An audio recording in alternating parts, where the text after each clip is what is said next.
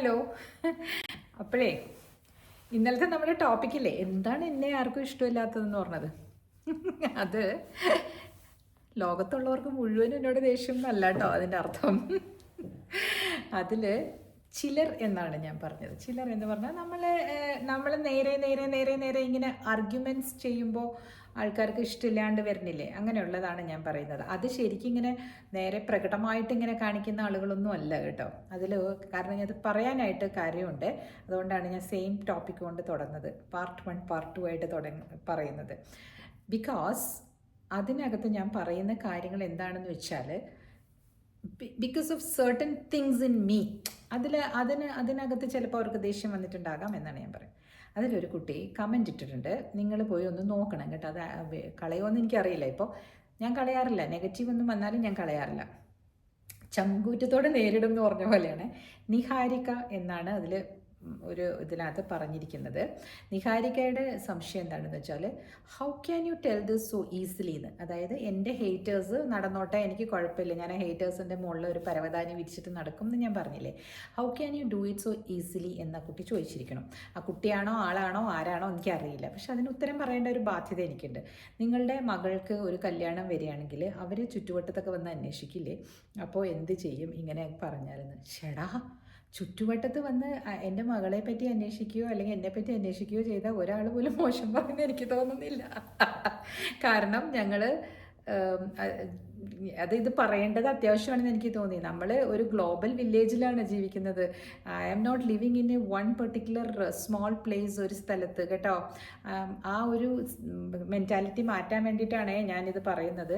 ഞാൻ വലിയ സംഭവമായതുകൊണ്ടോ ആളായതുകൊണ്ടൊന്നും അല്ല. നമ്മൾ ഒരു പെർട്ടിക്കുലർ പ്ലേസിൽ ജീവിക്കുന്നു, അവിടെ നിന്ന് ജോലിക്ക് പോകുന്നു വരുന്നു, അങ്ങനെയല്ലല്ലോ. ഞങ്ങൾ പല പല പല സ്ഥലങ്ങളിലല്ലേ താമസിക്കുന്നതും പോകുന്നതും വരുന്നതും എല്ലാം. അങ്ങനെയുള്ള ചുറ്റുപാട് നോക്കിയിട്ട് വിവാഹം അങ്ങനെ ഒരു കോൺസെപ്റ്റ് അല്ലല്ലോ നമ്മളുടെ ഇപ്പോഴത്തെ കാലത്ത്. അതൊരു പക്ഷേ ചില സ്ഥലങ്ങളിൽ അവിടെ സ്ഥിരമായിട്ട് താമസിക്കുന്നവർക്ക് മാത്രമേ അതൊക്കെ ബാധകമാക്കാൻ പറ്റുള്ളൂ എന്ന് എനിക്ക് തോന്നുന്നു. പിന്നെ I am here in the YouTube അല്ലേ. അപ്പോൾ ഇവിടെ ഒരു സോഷ്യൽ മീഡിയയിൽ ഇങ്ങനെ സാന്നിധ്യമുള്ള എനിക്ക് ഒരുപാട് എന്താ പറയുക, ഞാൻ എങ്ങനെയാണ് അത് പറഞ്ഞ് മനസ്സിലാക്കേണ്ടത്. അപ്പോൾ ആ ചോദ്യം ചോദിച്ചത് ഒരു പക്ഷേ എന്നോട് ഇഷ്ടമുള്ള ആൾ തന്നെ ആയിരിക്കാം കേട്ടോ. ആ ചോദ്യത്തിന് ഒരു കനത്ത മറുപടി തന്നെയാണ് ഞാൻ കൊടുക്കേണ്ടത് അല്ലേ. കുറച്ച് ഖനമുള്ള മറുപടി ആയിരിക്കണം. എൻ്റെ മറുപടി ഇങ്ങനെയാണ്.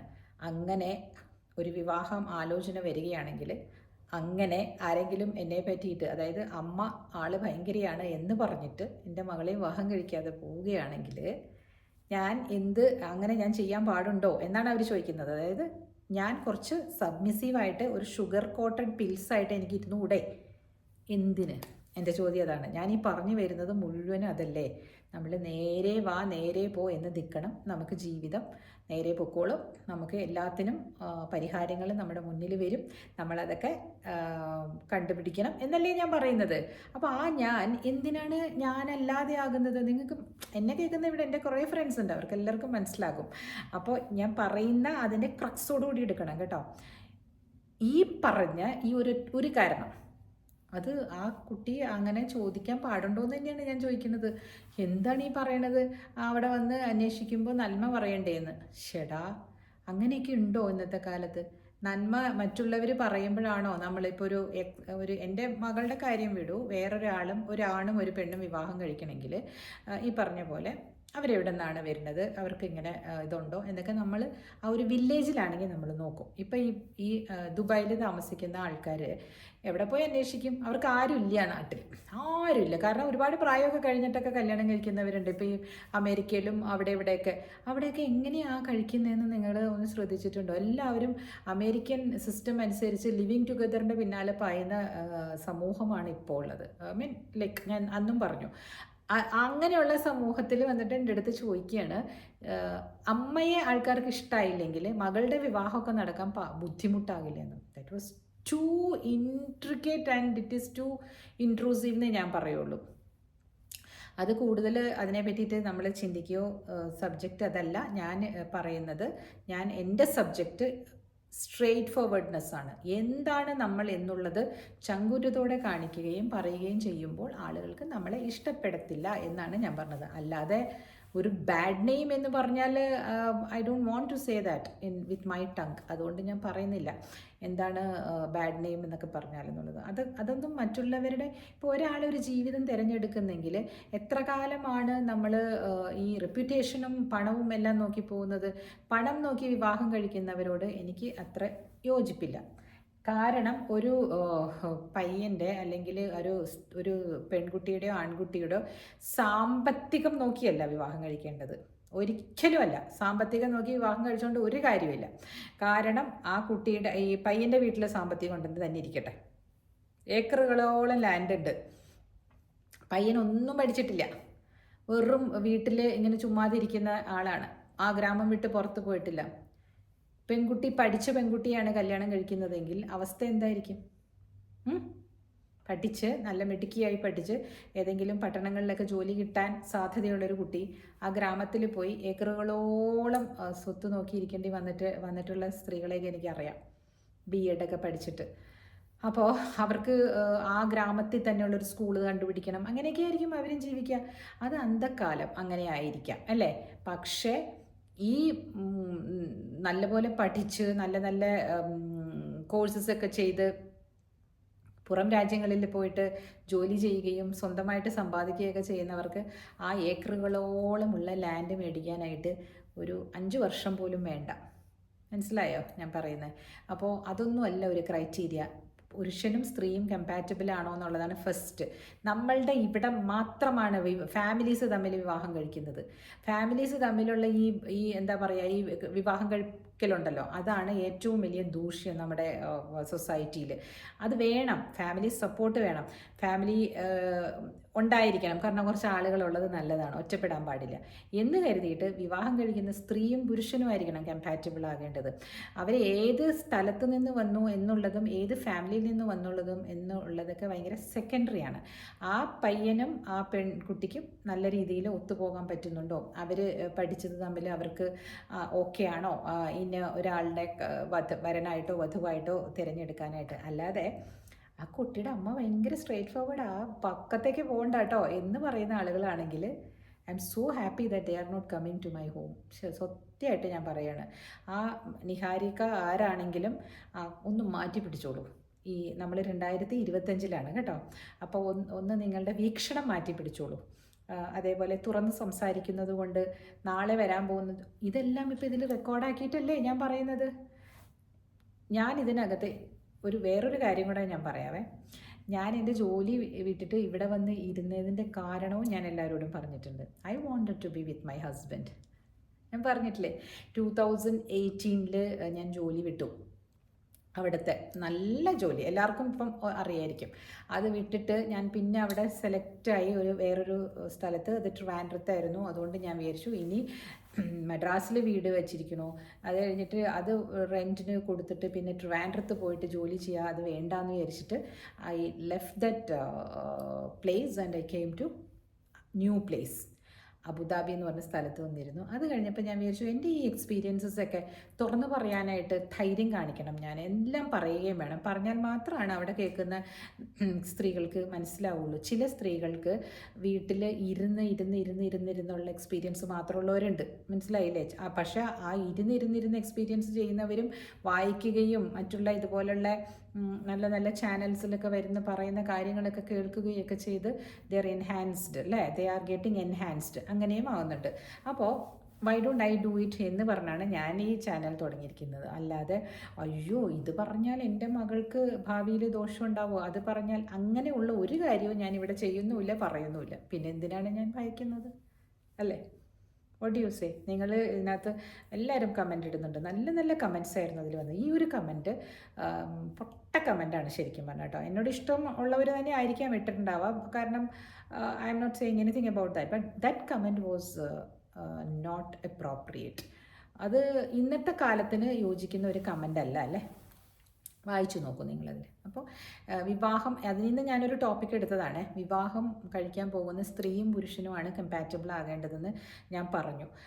പക്ഷേ കമ്പാറ്റബിലിറ്റി എങ്ങനെ ചെക്ക് ചെയ്യുമെന്ന് ചോദിച്ചാൽ അതിന് നമുക്ക് ഫാമിലി ആവശ്യമാണെന്ന് ഞാൻ പറഞ്ഞു. ഫാമിലി എന്ന് പറഞ്ഞാൽ ഇപ്പോൾ ഫാമിലിയിൽ ഒരു പയ്യൻ്റെ അച്ഛൻ ഒരു കർഷകനാണെന്നിരിക്കട്ടെ, ആ പയ്യൻ ഡോക്ടറാണ്, MS ഒക്കെ പഠിച്ച് ഡോക്ടറാണ്. ആ പയ്യൻ്റെ അച്ഛനും ആ പയ്യനും കൂടി ഒരു പെൺകുട്ടിയെ കാണാൻ പോവുകയാണ്. ഞാൻ നടന്ന കഥയാണ് കേട്ടോ. അപ്പോൾ ആ പയ്യൻ വളരെ വലിയൊരു ഡോക്ടർ ഫാമിലിയിലെ ഒരു പെൺകുട്ടീനെയാണ് അവർ കാണാൻ പോകുന്നത്. ആ കുട്ടിയും ഡോക്ടറാണ്. പക്ഷേ ഈ പയ്യൻ്റെ അച്ഛൻ ഒരു കർഷകനാണ്.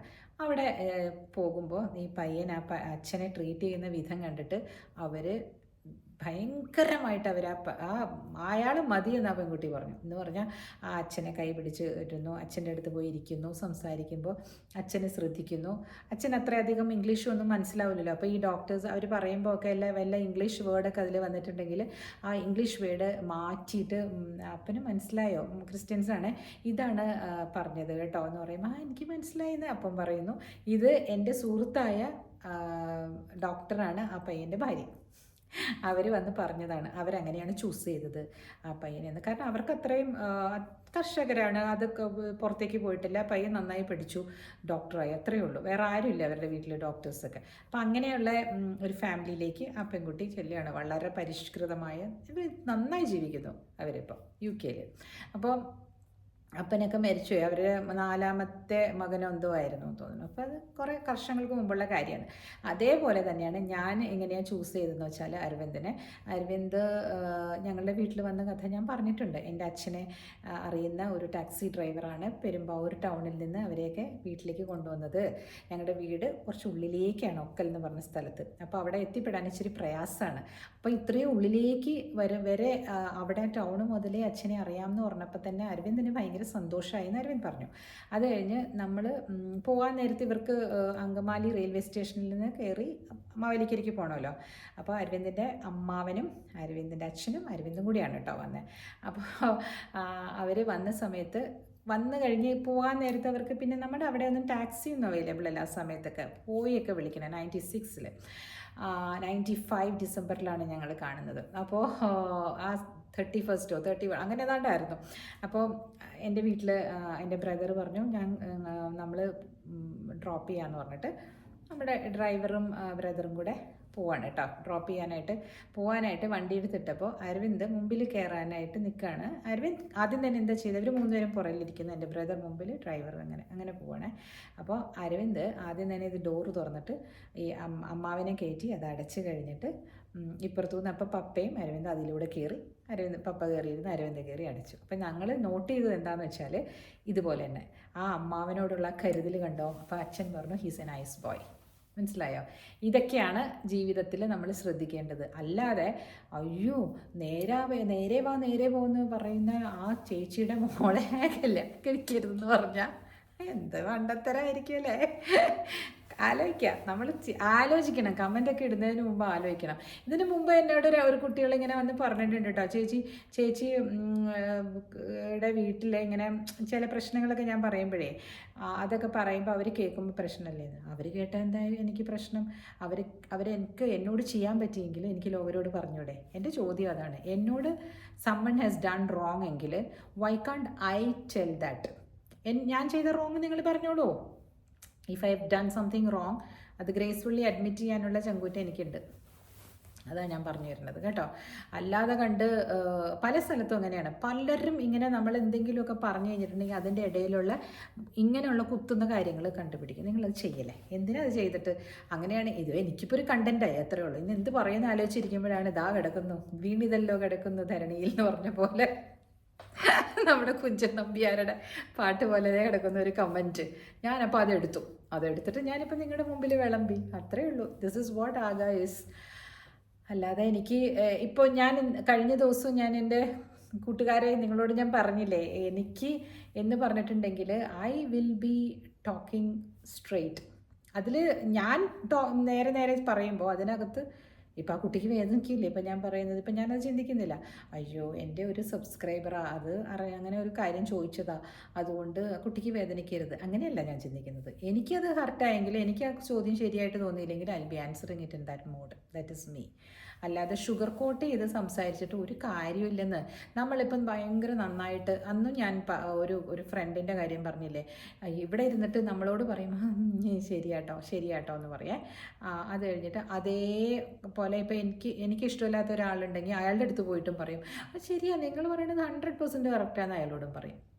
അപ്പോൾ എന്തായി? അതായത് ഞാൻ പറഞ്ഞ കാര്യം തെറ്റാണെന്ന് എന്നോട് സമ്മതിക്കാതെ, എന്നോട് നേരെ പറയാതെ, അവിടെ പോയിട്ട് അയാൾ പറയുമ്പോൾ ഇങ്ങനെയൊക്കെ ചെയ്തു ആകുക, ഇങ്ങനെയൊക്കെ ചെയ്തു എന്ന് പറയുമ്പോൾ അവിടെ ശരിയാട്ടോ അങ്ങനെ പറയാൻ പാടുണ്ടോ? അത് അങ്ങനെ ചെയ്യില്ല, അങ്ങനെ പറഞ്ഞിട്ടുണ്ടെങ്കിൽ ഇതായിരിക്കും അർത്ഥം, അങ്ങനെയല്ലേ പറയേണ്ടത്? That is how we should leave. നമ്മൾ അങ്ങനെ അല്ലാതെ ഇരിക്കുമ്പോൾ ഉള്ള അവസരങ്ങളിൽ നമ്മൾ ഇതുപോലെ പല രീതിയിൽ രണ്ട് വഞ്ചിയിൽ കാല് കുത്തി കഴിഞ്ഞിട്ടുണ്ടെങ്കിൽ വഞ്ചി രണ്ടും അകന്നു പോകും, നമ്മൾ വെള്ളത്തിൽ വീഴും. സോ ബി കെയർഫുൾ കേട്ടോ. ചെറുപ്പക്കാരെങ്കിലും ആയിരിക്കും അങ്ങനെ പറഞ്ഞത്, അറിവില്ലായ്മ കൊണ്ടായിരിക്കും. അപ്പം നിങ്ങൾ ഇനി അങ്ങോട്ടേക്കുള്ള ജീവിതത്തിൽ നിങ്ങൾ സ്ട്രെയിറ്റ് ആയിട്ട് നിന്നോളൂ. നിങ്ങളുടെ അടുത്ത് ആരെങ്കിലും അനീതി കാണിക്കുകയാണെങ്കിൽ you have to open up. എപ്പോഴും പറയുന്നുണ്ടല്ലോ, മഹാഭാരതം യുദ്ധം തന്നെ ഒരു അനീതിയിൽ നിന്നും ഉണ്ടായതല്ലേ. ആ പാഞ്ചാലിയുടെ വസ്ത്രാക്ഷേപം സമയത്ത് പാഞ്ചാലി കരഞ്ഞു പറയുന്നത് വരെ ആരെങ്കിലും വന്നോ? അത്രയും നേരം അവർ തലകുനിച്ച് നിന്നില്ലേ? എന്തിനാ? അവരവരുടെ ഈഗോയെ ഹെൽപ്പ് ചെയ്ത് നിന്നു അല്ലേ? കഴിഞ്ഞ എപ്പിസോഡ് ഞാൻ പറഞ്ഞില്ലേ, കൃഷ്ണൻ പറയുന്നത് അനീതി കാണുന്നിടത്ത് മിണ്ടാതിരിക്കുന്നവൻ മൃതതുല്യനാണ്. എനിക്ക് എപ്പോഴും അത് തോന്നിയിട്ടുണ്ട്. അത് പല സ്ഥലത്തും നമ്മൾ വായിക്കാറില്ലേ, എന്തെങ്കിലും ഒരു അനീതി കണ്ടു കഴിഞ്ഞാൽ അപ്പം തന്നെ പറയണം അല്ലേ. ഞങ്ങളുടെ വീട്ടിലല്ല, ഞങ്ങളുടെ ആ സ്ഥലത്ത് ഒരു വീടിൻ്റെ കിണർ, അവർക്ക് വെള്ളം കിട്ടുന്ന കിണർ ഇപ്പുറത്തെ വീട്ടുകാരുടെ വീതത്തിൽ വന്നു. റിലേറ്റീവ്സാണ്, ചേട്ടൻ അനിയന്മാരൊക്കെയാണ്. അപ്പോൾ ചേട്ടൻ്റെ വീതത്തിൽ അനിയൻ്റെ കിണർ വന്നിരിക്കുകയാണ്. വേറെ വെള്ളം കിട്ടാൻ അവിടെ ഒരു മാർഗവും ഇല്ല. ഈ അനിയൻ്റെ ചേട്ടൻ്റെ വീട്ടുകാർക്കുണ്ടല്ലോ, ഈ കിണർ വാസ്തുപരമായിട്ട് കറക്റ്റായിട്ടുള്ള സ്ഥലത്തല്ല അവരുടെ വീട് വെച്ച് നോക്കുമ്പോൾ ഇരിക്കുന്നതെന്ന് പറഞ്ഞ് ഇത് മൂടണമെന്ന് പറഞ്ഞ് നടന്ന പോഷകത്തരമൊക്കെ ഉണ്ടായിട്ടുണ്ട്. എന്നോട് ഇത് ഒരു 2 പേരും പറഞ്ഞപ്പോൾ ഞാൻ ആ 2 പേരുടെ അടുത്തും ഞാൻ പറഞ്ഞത്, ഒരിക്കലും കുടിക്കുന്ന വെള്ളം ഒരാളുടെയും മുട്ടിക്കാൻ പാടില്ല. നിങ്ങളുടെ വാസ്തുദോഷത്തിന് വേറെ എന്തെങ്കിലും പരിഹാരം ചെയ്യുമോ, അത് അവരുടെ പേരിലേക്ക് ആക്കി കൊടുത്താൽ മതി. അത് അവരുടെ പേരിലാണ്, അത്രയും സർക്കംഫറൻസ് മാത്രം അവരുടെ പേരിൽ. അങ്ങനെ ചെയ്താൽ മതിയല്ലോ. ആ സർക്കംഫറൻസ് അങ്ങനെ ആക്കിയിട്ട് കുറച്ച് സ്ഥലം അങ്ങോട്ട് വിട്ടുകൊടുക്കുക. അവർക്ക് പൈസ ഉള്ളവർ, അവർ മേടിക്കാനും റെഡിയാണ്. അത് പിന്നെ എൻ്റെ അടുത്ത് ആരെയൊന്നും പറയില്ല, 2 പേരും ഒന്നും. മറ്റേ അവർ പറയും, ഞാൻ അവരെ സപ്പോർട്ട് ചെയ്തിട്ടാണ് പറഞ്ഞു.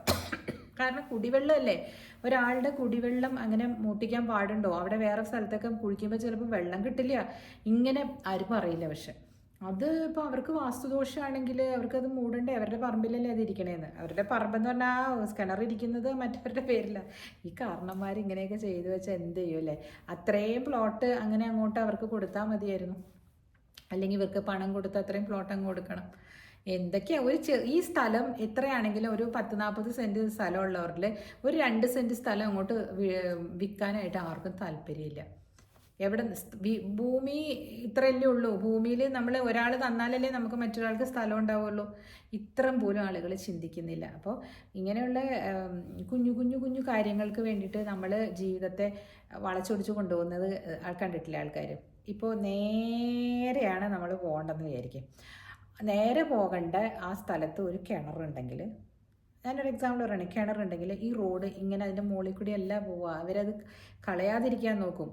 റോഡ് ഇങ്ങനെ പോയിട്ട് ഇങ്ങനെ വളച്ചു കൊണ്ടുപോകാൻ പറ്റുമോ എന്ന് നോക്കും. അല്ലെങ്കിൽ അറ്റ്ലീസ്റ്റ് ഒരു പകുതി കിണറെങ്കിലും നിർത്തിയിട്ട് പകുതി കിണർ റോഡിലാക്കിയിട്ട് നല്ല കോൺക്രീറ്റ് ഒക്കെ ഇട്ടിട്ട് പോകുന്ന മെയിൻ റോഡൊക്കെ ഞാൻ കണ്ടിട്ടുണ്ട്. അത്രയും പ്രാധാന്യം ഉള്ള ഇതാണ് കുടിവെള്ളം കിട്ടുന്ന ആ ഏരിയ എന്ന് പറയുന്നത് അല്ലേ. ഞങ്ങളുടെ വീടിൻ്റെ അപ്പുറത്ത് അങ്ങനെ ഒരു റോഡ് ഉണ്ട് കേട്ടോ. ഞങ്ങളുടെ വീടിൻ്റെ തൊട്ടപ്പുറത്ത് ഒരു കിണർ റോഡിലാണ്. പകുതി അവർ കോൺക്രീറ്റ് ചെയ്ത് നല്ല ഇതൊക്കെ ഇട്ടിട്ട് ആക്കിയേക്കാണ്. പകുതി ഇങ്ങനെ ആ റോഡ് ഇങ്ങനെ മൂടിയാൽ പോരെ. ഇപ്പം എല്ലാം വന്നിട്ട് കോരിയെല്ലാം എടുക്കുന്നത്. റോഡ് ഇങ്ങനെ വലുതായിക്കൊണ്ടിരിക്കില്ലേ. ഇതുകൊണ്ടാണ് ഞാൻ എപ്പോഴും പറയുന്നത്, ഈ റോഡ് സൈഡിൽ വീട് വേണം എന്ന് എന്തിനല്ലേ എല്ലാവരും ശഠിക്കുന്നത്. മാവേലിക്കര വീടൊക്കെ റോഡ് സൈഡിലായിരിക്കുന്നത്. ഇനി ഇങ്ങോട്ടേക്ക് റോഡ് വന്നു കഴിഞ്ഞിട്ടുണ്ടെങ്കിൽ മുറ്റില്ലാണ്ടാവും. ആ രീതിയിലാണ് വീടിരിക്കുന്നത്. അപ്പോൾ ഇതൊക്കെയാണ് എൻ്റെ ഇന്നത്തെ കഥ. ഇതിനകത്ത് ടേക്ക് അവേ എന്താണെന്ന് വെച്ചാൽ, കുഞ്ഞു കാര്യങ്ങൾക്ക് വേണ്ടിയിട്ട് നമ്മൾ നമ്മുടെ സ്ട്രെയിറ്റ് ഫോർവേഡ്നെസ് ഒന്നും ഇല്ലാതെ ആക്കേണ്ട കാര്യമില്ല കേട്ടോ നിഹാരിക്ക്. നല്ല പേരാണ് കേട്ടോ ചൂസ് ചെയ്തിരിക്കുന്നത്. നിഹാരിക. നിഹാരിക എന്ന് പറഞ്ഞിട്ടുണ്ടെങ്കിൽ ഡ്യൂ ഡ്രോപ്സ് എന്നാണ് അർത്ഥം. ആദ്യത്തെ മഞ്ഞുതുള്ളി എന്നുള്ള അർത്ഥമാണ് ഞാൻ കണ്ടത് സംസ്കൃതിൽ. അത് ഇപ്പം കണ്ടതല്ല, എൻ്റെ ഒരു കൂടെ ജോലി ചെയ്യുന്ന ഒരു വക്കീലിൻ്റെ മകളുടെ പേര് നിഹാരിക എന്നാണ്. അപ്പോൾ ഞാൻ ആ കുട്ടിയുടെ അടുത്ത് ചോദിച്ചിരുന്നു, നല്ല പേരാണല്ലോ ഇത്, ലളിത സഹസ്രനാമത്തിലുള്ളതാണോ? കാരണം പുള്ളിക്കാരത്തെ എപ്പോഴും ലളിത സഹസ്രനാമം വായിക്കും. പറഞ്ഞു ഇത് ലളിത സഹസ്രനാമത്തിലുള്ള പേരല്ല, നിഹാരിക എന്ന് പറയുമ്പോൾ ആദ്യത്തെ മഞ്ഞുതുള്ളി എന്നുള്ള അർത്ഥത്തിന് വേണ്ടിയിട്ട് ഞാൻ എടുത്തതാണ് എന്ന് പറഞ്ഞു. എന്നിട്ട് ഞാനത്, എനിക്ക് പ്രിയപ്പെട്ട ഒരു കുട്ടിയുണ്ട് ഒക്കൽ, ആ കുട്ടിയുടെ കുഞ്ഞിന് വേണ്ടിയിട്ട് ഞാൻ ഈ പേര് പറഞ്ഞു കൊടുത്തു. നിഹാരിക എന്നാണ് ഇട്ടിരിക്കുന്നത്. അതുകൊണ്ട് നിഹാരിക ഇത് കേൾക്കുന്നുണ്ടെങ്കിൽ ദയവ് ചെയ്ത് ഇങ്ങനെയുള്ള മണ്ടത്തരത്തിലൊന്നും ജീവിതം ഹോമിക്കേണ്ട, ഇങ്ങനെയൊന്നും ചിന്തിക്കേണ്ട. നമുക്ക് ഏതാണ് നല്ലത്, താല്പര്യമുള്ളത്, നല്ല വഴി അതിൽ തിരഞ്ഞെടുത്ത് നമ്മൾ മുമ്പോട്ട് പോകുക.